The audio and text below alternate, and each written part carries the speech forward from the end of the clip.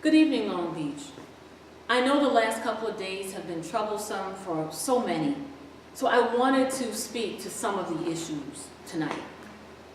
It seems like yesterday, January 2016, when I worked with the council at the time, Mandel, Ramo, Goggin, and Torres, to draft a performance evaluation for our city manager, with the hopes of building accountability for the city of Long Beach. On March 15, 2016, I voted against extending Jack Sherman's contract, a lone vote in the third month of my tenure. I asked for checks and balances. I sought accountability. This was not a personal attack, nor was it political. It was simply a reasonable request.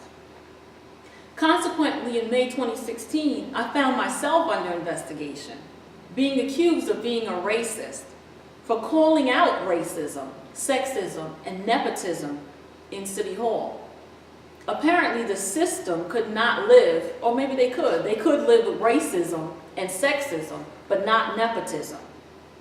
Because apparently nepotism is how Long Beach politics works. Nepotism found me as an outsider in 2016. I was an outsider because I spoke truth to power.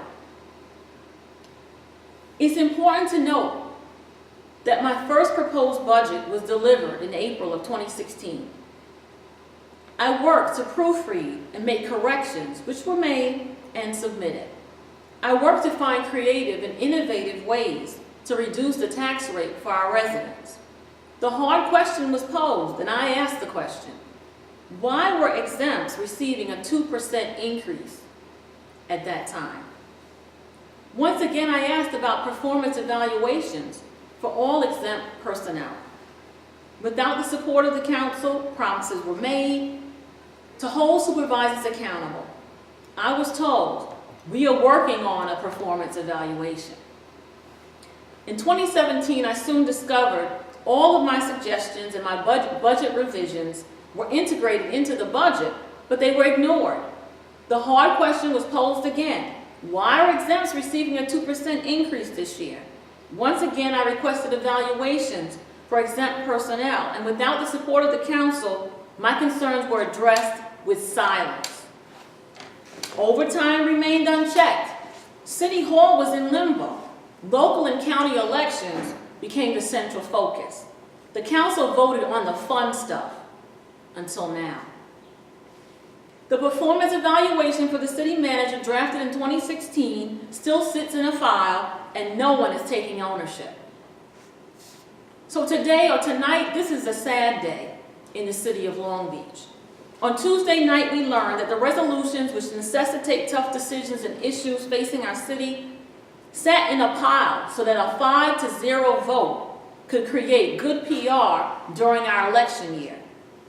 But this is April 2018. I voted no on Tuesday night because it's time for an independent forensic accounting process to take place. I voted no because the entire budget process from 2016 until the present is now in question. I voted no because it's time for budget reform. It's time to create a system that includes the checks and the balances. I'm calling on the Attorney General to take action. You see, I was elected as an independent thinker, and I will continue to do so and continue to serve as an advocate for all people in Long Beach. It's time to relieve the taxpayers of their years of suffering. The residents can no longer be asked to bail out a city government which exercises poor fiscal management. Now, I need to say this. It's been brought to my attention that the members of the CSEA, fire, and our police force have been notified of potential layoffs on Wednesday morning. What can I say? Intimidation, threats, and psychological manipulation of our workforce, that indicates the real value that we place on those people who really do all of the wonderful services for us, the working residents of Long Beach. As your council person, I would never authorize such an act. This is inhumane for all those who are involved, the workers and their families. This fight is about the truth. So let's tell the truth. There is no data, nor is there any financial evidence to prove. At this time, at least I cannot neither deny nor confirm that there's evidence to support that we cannot make the payroll until July 1st. If there is, I don't have this information. I do not have this data, nor do I have this evidence. Again, let's tell the truth. Why was the council, at least myself, I can speak for myself, why was I never notified about the payments allocated to the exempts? Why haven't any of my questions been answered? Maybe you need to ask that question as well, as a resident of the city of Long Beach. And I also need to share this. It's time to tell the truth. Whether we recognize it or not, this is a racially charged act, an act of punishing the part-time workers in our city. If we are honest with ourselves, we would recognize that the majority of part-time workers in Long Beach, in the city of Long Beach, are men and women of color. Since we all know for many years, and this predates me, that they've been seeking to be a part of the union for many years. Some people are still currently working as part-time workers, and they've been working since the 1990s, and they're still seeking full-time employment. So let's tell the truth. Show me the operating funds. What's really needed to make payroll so that we can make it until July of 2018?